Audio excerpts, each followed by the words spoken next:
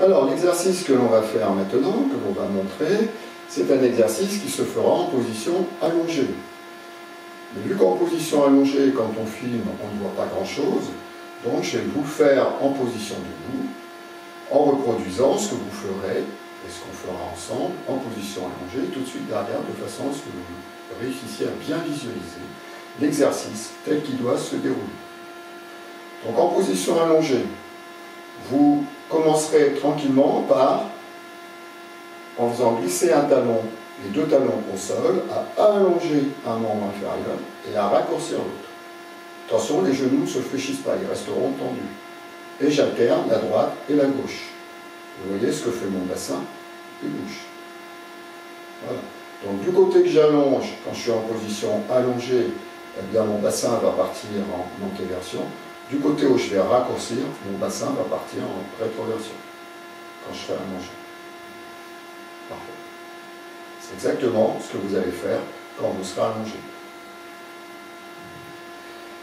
Et puis après, je montrerai mes deux bras latéralement, paume de main au sol. Donc là, elles sont derrière moi, hein. On est bien d'accord, mais quand vous serez allongé, les deux paumes de main seront au sol. Sur l'inspiration, je tournerai une paume de main vers le plafond. Là, je la tourne vers l'avant. Et vous allongerez ce côté-là sur l'inspire en raccourcissant l'autre. Et puis sur l'inspiration suivante, vous ramènerez les deux paumes de main au sol. Et sur l'inspiration suivante, ça sera l'autre côté qui va partir vers le plafond. Et j'allongerai ce côté-là. Et dans le même temps, vous pouvez reproduire les mouvements au niveau des membres inférieurs. Soit du même côté, soit du côté opposé. Voilà. Et surtout, si la tête est attirée d'un côté, eh bien, vous la laissez faire. Vous ne cherchez pas à retenir les mouvements de la tête. Là, vous êtes pratiquement sur du travail de gym postural, Feldenkrais, vous êtes un petit peu entre les deux. Si vous avez besoin, en position allongée, de mettre une petite épaisseur sous la nuque, de façon à pouvoir allonger la nuque, surtout, vous le faites, hein. N'hésitez pas. Donc je vais mettre ma petite épaisseur sous la nuque, voilà. Je vais allonger mes jambes, voilà. Je vais poser déjà mes bras, moi, les paumes de main vers le sol, voilà. Et puis je vais allonger un membre inférieur, je vais raccourcir l'autre.